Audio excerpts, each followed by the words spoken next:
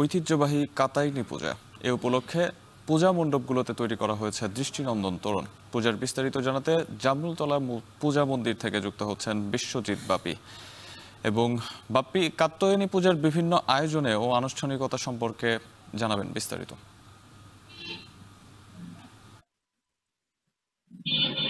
সাহাব, আমরা এই মুহূর্তে আছি মাগুরা জামরুলতলা পূজা মন্দিরে। এটি শহরের একটি পূজা মন্দির, অন্যতম একটা পূজা মন্দির।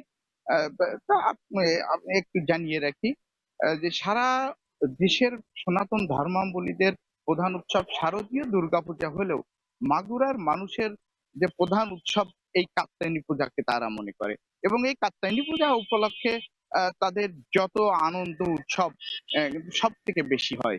তো মাগুরা জেলায় এবছর 92টি পূজা মন্দিরে কাত্যায়নী পূজা অনুষ্ঠিত হচ্ছে। এর মধ্যে শহরের যে 20টি পূজা মন্দির, এটা পূজা মন্দির মহা আড়ম্বরে এই পূজা অনুষ্ঠিত হচ্ছে। এই পূজা উপলক্ষে শহরের বিভিন্ন রাস্তাঘাট, বিভিন্ন জায়গায় বড় বড় তোরণ এবং আলোকসজ্জায় কিন্তু সজ্জিত হয়েছে। এক কথায় পুরা শহর কিন্তু বর্ণিল সাজে সেজে উঠেছে।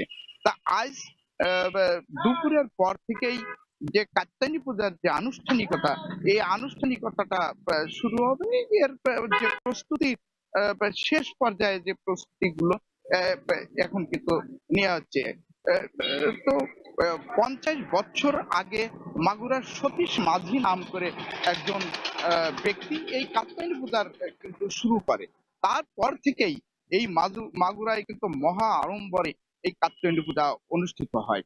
এবং এই কাত্যায়নী পূজার যে বিষয় বস্তু, এটা ব্রজবাসীগণ গোপীগণ তারা শ্রীকৃষ্ণকে পাওয়ার জন্য যে 1 মাস ধরে যে ব্রত করে, 1 মাস ধরে ব্রত করার পর ব্রহ্মা তাদের এই ব্রতে সন্তুষ্ট হয়ে তারা কিন্তু এই ব্রজবাসী গণকে তারা কিন্তু এই শ্রীকৃষ্ণের দর্শন করায়, এবং এই শ্রীকৃষ্ণের দর্শনের ফলেই তার থেকে এই কাত্যায়নী পূজা কিন্তু অনুষ্ঠিত হচ্ছে। তো পূজার আরো যে বিস্তারিত সংবাদ আমরা পরে জানানোর চেষ্টা করব। তো এই ছিল মাগুরা জামরুলতলা যে পূজা মন্দির থেকে কাত্যায়নী পূজার সর্বশেষ। ঐতিহ্যবাহী কাত্যায়নী পূজার বিস্তারিত জানাতে মাগুরা থেকে যুক্ত ছিলেন বিশ্বজিৎ বাপি।